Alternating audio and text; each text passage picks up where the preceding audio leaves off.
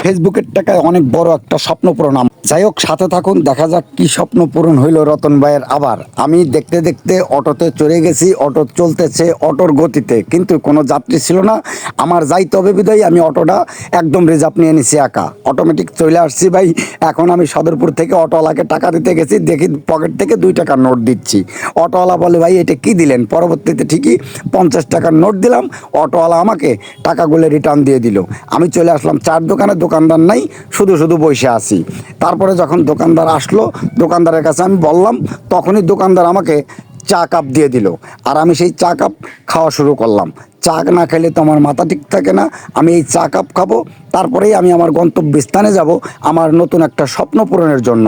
আল্লাহই জানে আমার স্বপ্নটা পূরণ হবে কি না হবে। অবশ্যই সাথে থাকলে জানতে পারবেন এবং বুঝতে পারবেন যে কি স্বপ্ন পূরণ হবে আজকে আমার। দেখতে দেখতে চাটা খাওয়া শেষ। এবার আমি চা খাওয়া শেষ করে হাঁটা ধরবো আমার গন্তব্যস্থানের দিকে। যাই হোক, আমি যাচ্ছি আমার স্ট্যান্ডে, যে স্ট্যান্ড থেকে আমি অটো ধরবো সেই অটো স্ট্যান্ডে যাচ্ছি। অটো স্ট্যান্ডে যাওয়ার পরে এবারও আমি দেখি কোনো যাত্রী নাই, শুধু আমি একা। অটোওয়ালাকে বললাম, ভাই আপনি যাবেন? অটোওয়ালা বলল, ঠিক আছে ভাই, আপনার এত টাকা দিতে হবে, তখনই আমি যাব। ঠিক আছে, আমি অত টাকা দিয়েই আমি রেডি। চললাম, চলতেছি, যাচ্ছি। এখন গন্তব্যস্থানে যাওয়ার জন্য আমার মন ছুটে ছটপট ছটপট করছে। অনেক দিন ধরেই আমার যে চিন্তা ভাবনা, যে ধ্যান ধারণা, সেটাই পূরণ হতে যাচ্ছে মনে হয় ভাই। আপনারা যদি সাথে থাকেন, আপনারা যদি দোয়া করেন, তাহলেই সম্ভব। দেখতে দেখতে 2জন যাত্রী পাইছে। অটোওয়ালা ভাই আমাকে বলল, ভাই যাত্রী 2জন নেব? আমি বললাম, ঠিক আছে ভাই, নেন। কারণ উনি আমার সাথে যা কিছুই করুক না করুক, আমি ওনার পেটে কেন লাথি দিব? ওনার যদি 2 টাকা হয়, আমার তাতে ক্ষতি কোথায়? দেখতে দেখতে যাই হোক, আমি চলে এসেছি আমার আর একটু গন্তব্যস্থানে। 100 টাকার নোট দিছি। এখন আমার কাছ থেকে উনি ভাড়াটা রাইখে রিটার্ন টাকাটা দিয়ে দেবে। আমি হাঁটতে হাঁটতে চলে যাব। তো যাই হোক, চলে যাওয়ার আগে 1 কাপ চা খাইছি, সেটা দেখাইতে পারিনি, বৃষ্টি ছিল তাই। যখন আমি আবার অন্য একটা গাড়িতে উঠে পড়ছি। এটাকে আমাদের এখানে বলে ভ্যান গাড়ি, আপনাদের ওইখানে কি গাড়ি বলে একটু কমেন্ট করবেন।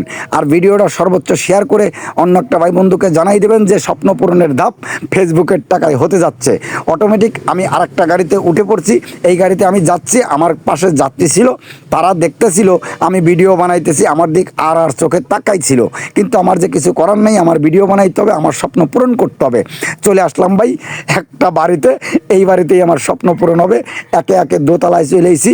এখন আমি 3 তলায় যাব, তারপর আমি 4 তলায় যাব, তারপরে আমি ছাদের উপর যাব। তারপরে যাই আমার স্বপ্ন পূরণের ধাপ পূরণ হবে ভাই।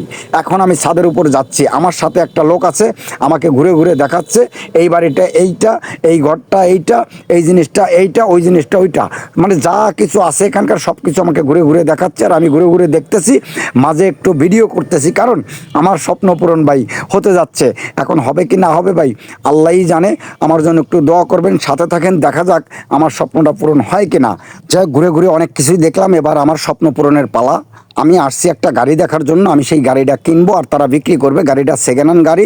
এখন গাড়িটা আমি দেখবো। গাড়িটা দেখার জন্য আবার আমাকে নিচে যাইতে হবে।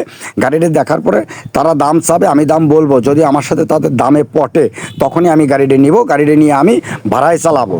ভাড়ায় বলতে আমি নিজে ড্রাইভিং করব। এখনও যদিও আমি গাড়ি চালানো পারি না, তবে শিখবো গাড়ি কিনে। তো এই কারণেই আর কি আশা। দেখা যাক, সেই গাড়িটা আপনারা একটু দেখেন, তারপর আপনারা একটু কমেন্ট করে জানান যে এই গাড়িটা কিনে কি আমি ডেভেলপ হইতে পারবো কিনা, এই গাড়ি কিনে কি আমি চলতে পারবো কিনা। এই হলো আমার স্বপ্ন পূরণের গাড়ি। এটাই আমার গাড়ি। এটা কিন্তু সেকেন্ড হ্যান্ড গাড়ি, কিন্তু দেখা যাচ্ছে একদম নতুন। হ্যাঁ, একদম নতুনের মতোই। তবে এরা দাম চাইছে যে টাকা, আমার অত টাকা বাজেট নাই, এই কারণে আমি গাড়িটা নিতে পারলাম না।